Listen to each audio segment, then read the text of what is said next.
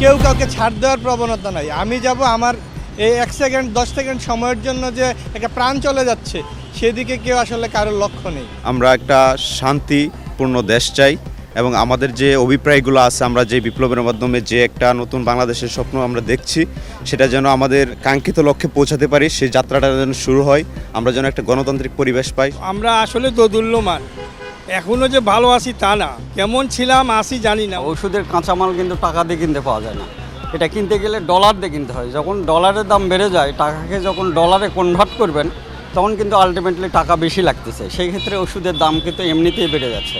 রাষ্ট্র সংস্কারই করেন বা জাতীয় নির্বাচনের মাধ্যমেই করেন, আমরা চাই দেশের শান্তি। এই যে এমপি মন্ত্রীরা এরা যদি হলফনামায় আসলে এদের অর্থ সম্পদের যথাযথ হিসাবকে গোপন করে, তাইলে তাদের আসলে এমপি পদ বাতিল করে যথাযথ ব্যবস্থা নেওয়ার জন্য যে সুপারিশ, সেটাকে আমরা সাধুবাদ জানাই। সরকার যে দলে থাকবে, যে বিরোধী দল থাকবে, সবাই এক জায়গায় হয়ে সম্মিলিতভাবে যদি আমরা একটা কাজ করি, তাহলে দেশের জন্য ভালো হয়, জাতির জন্য ভালো হয়।